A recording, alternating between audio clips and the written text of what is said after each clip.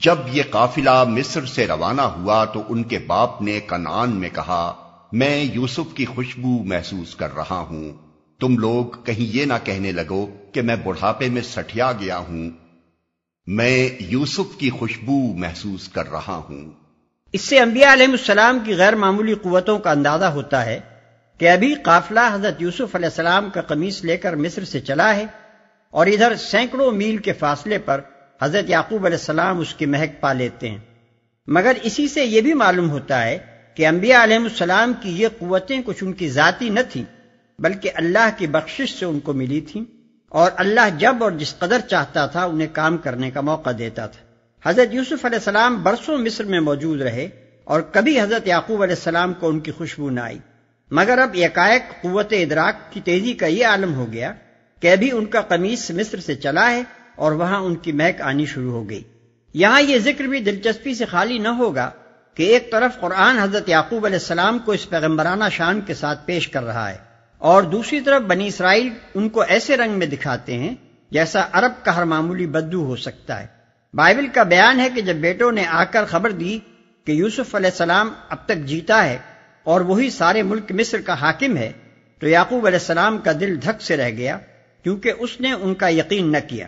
اور جب ان کے باپ یعقوب نے وہ گاڑیاں دیکھ لیں جو یوسف علیہ السلام نے ان کو لانے کے لیے بھیجی تھیں، تب اس کی جان میں جان آئی۔ پیدائش باب 45 آیت 26 اور 27۔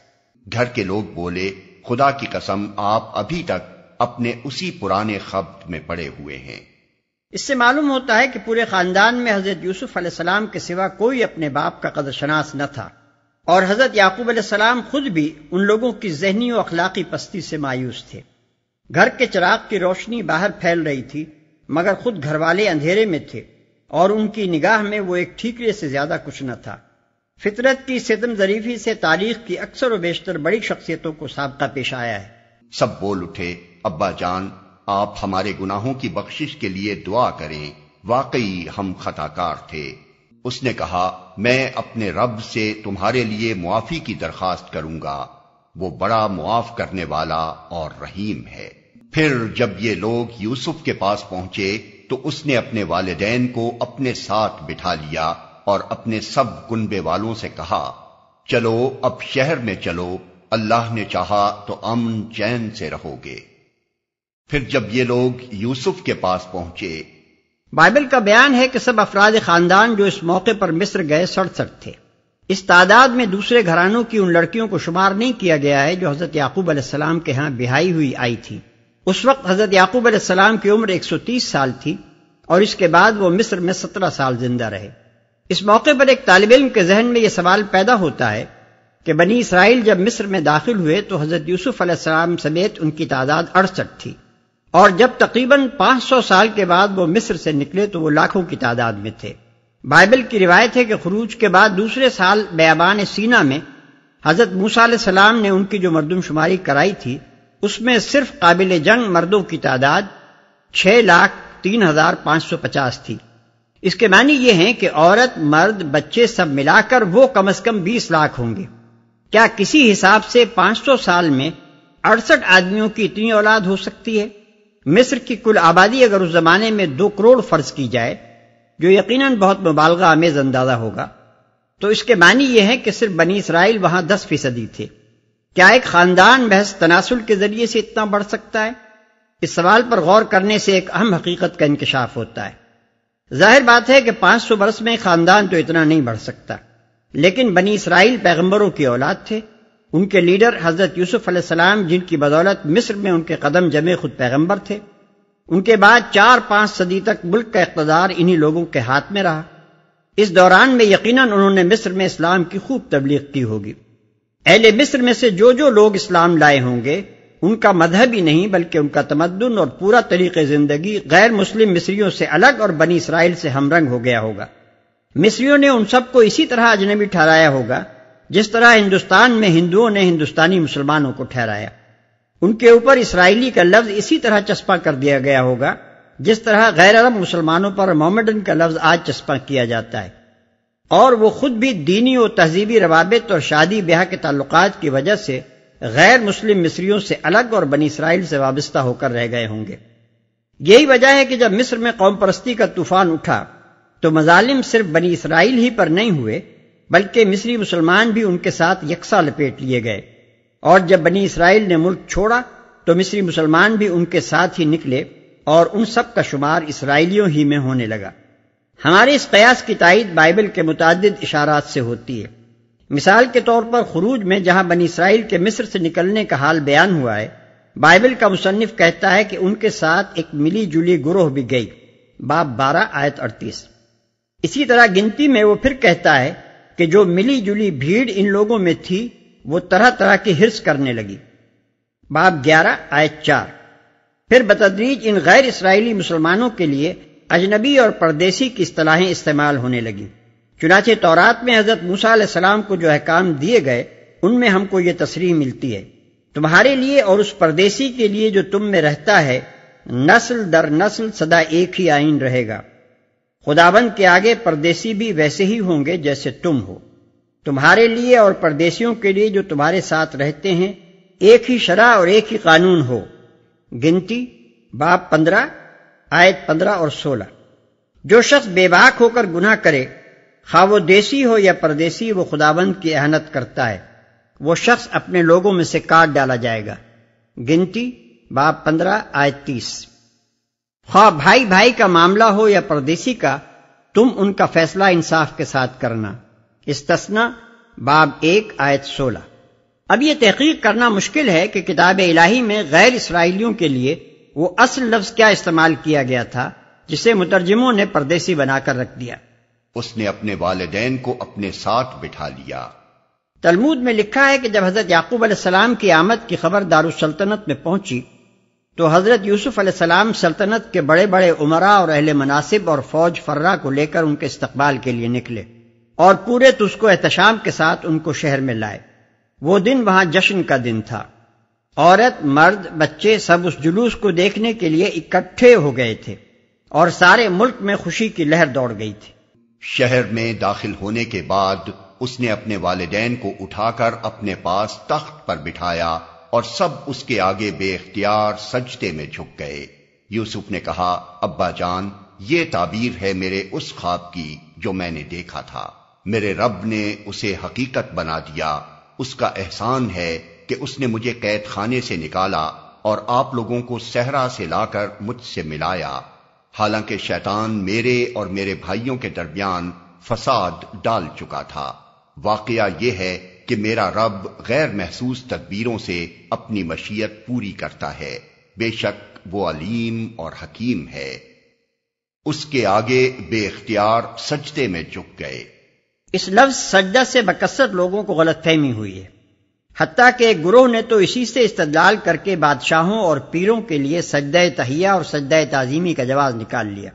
دوسرے لوگوں کو اس قواعد سے بچنے کے لیے اس کی یہ توجیہ کرنی پڑی کہ اگلی شریعتوں میں صرف سجدہ عبادت غیر اللہ کے لیے حرام تھا، باقی رہا وہ سجدہ جو عبادت کے جذبے سے خالی ہو تو وہ خدا کے سوا دوسروں کو بھی کیا جا سکتا تھا۔ البتہ شریعت محمدی صلی اللہ علیہ وسلم میں ہر قسم کا سجدہ غیر اللہ کے لیے حرام کر دیا گیا، لیکن ساری غلط فہمیاں دراصل اس وجہ سے پیدا ہوئی ہیں کہ لفظ سجدہ کو موجودہ اسلامی اصطلاح کا ہم معنی سمجھ لیا گیا، یعنی ہاتھ، گھٹنے اور پیشانی زمین پر ٹکانا، حالانکہ سجدہ کے اصل معنی محض جھکنے کے ہیں، اور یہاں یہ لفظ اسی مفہوم میں استعمال ہوا ہے۔ قدیم تہذیب میں یہ عام طریقہ تھا اور آج بھی بعض ملکوں میں اس کا رواج ہے کہ کسی کا شکریہ ادا کرنے کے لیے یا کسی کا استقبال کرنے کے لیے یا محض سلام کرنے کے لیے سینے پر ہاتھ رکھ کر کسی حد تک آگے کی طرف جھکتے تھے۔ اسی جھکاؤ کے لیے عربی میں سجود اور انگریزی میں باؤ کے الفاظ استعمال کیے جاتے ہیں۔ بائبل میں اس کی بکثرت مثالیں ہم کو ملتی ہیں کہ قدیم زمانے میں یہ طریقہ آداب تہذیب میں شامل تھا۔ چنانچہ حضرت ابراہیم کے متعلق ایک جگہ لکھا ہے کہ انہوں نے اپنے خیمے کی طرف 3 آدمیوں کو آتے دیکھا تو وہ ان کے استقبال کے لیے دوڑے اور زمین تک جھکے۔ عربی بائبل میں اس موقع پر جو الفاظ استعمال کیے گئے ہیں وہ یہ ہیں: فلما نظر رکض لاستقبالهم من باب الخیمة وسجدا الى الارض، تکوین باب 18 آیت 3۔ پھر جس موقع پر یہ ذکر آتا ہے کہ بنی ہت نے حضرت سارہ کے دفن کے لیے قبر کی زمین مفت دی، وہاں اردو بائبل کے الفاظ یہ ہیں: ابراہیم نے اٹھ کر اور بنی ہت کے آگے جو اس ملک کے لوگ ہیں آداب بجا لا کر ان سے یوں گفتگو کی، اور جب ان لوگوں نے قبر کی زمین ہی نہیں بلکہ ایک پورا کھیت اور ایک غار نظر میں پیش کر دیا، تب ابراہیم اس ملک کے لوگوں کے سامنے جھکا۔ مگر عربی ترجمے میں ان دونوں مواقع پر آداب بجا لانے اور جھکنے کے لیے سجدہ کرنے ہی کے الفاظ استعمال ہوئے ہیں۔ مثلا فقام ابراہیم وسجد لشعب الارض لبنی ہت، تکوین باب 23 آیت 7، اور فسجد ابراہیم امام شعب الارض باب 23 آیت 12۔ انگریزی بائبل میں ان مواقع پر جو الفاظ آئے ہیں وہ یہ ہیں: bowed himself toward the ground, bowed himself to the people of the land and Abraham bowed۔ اس مضمون کی مثالیں بڑی کثرت سے بائبل میں ملتی ہیں، اور ان سے صاف معلوم ہو جاتا ہے کہ سجدے کا مفہوم وہ ہے ہی نہیں جو اب اسلامی اصطلاح کے لفظ سجدے سے سمجھا جاتا ہے۔ جن لوگوں نے معاملے کی حقیقت کو جانے بغیر اس کی تعویل میں سرسری طور پر یہ لکھ دیا ہے کہ اگلی شریعتوں میں غیر اللہ کو تعظیمی سجدہ کرنا یا سجدہ تحیہ بجا لانا جائز تھا، انہوں نے محض ایک بے اصل بات کہی ہے۔ اگر سجدے سے مراد وہ چیز ہو جسے اسلامی اصطلاح میں سجدہ کہا جاتا ہے تو وہ خدا کی بھیجی ہوئی کسی شریعت میں کبھی کسی غیر اللہ کے لیے جائز نہیں رہا ہے۔ بائبل میں ذکر آتا ہے کہ بابل کی اسیری کے زمانے میں جب اخسویرس بادشاہ نے حامان کو اپنا امیر الامراء بنایا اور حکم دیا کہ سب لوگ اس کو سجدہ تعظیمی بجا لایا کریں، تو مردکی نے جو بنی اسرائیل کے اولیاء میں سے تھے یہ حکم ماننے سے انکار کر دیا۔ آستر باب 3 آیت 1 اور 2۔ تلمود میں اس واقعے کی شرح کرتے ہوئے اس کی جو تفصیل دی گئی ہے وہ پڑھنے کے لائق ہے۔ بادشاہ کے ملازموں نے کہا، آخر تو کیوں حامان کو سجدہ کرنے سے انکار کرتا ہے؟ ہم بھی آدمی ہیں مگر شاہی حکم کی تعمیل کرتے ہیں۔ اس نے جواب دیا، تم لوگ نادان ہو۔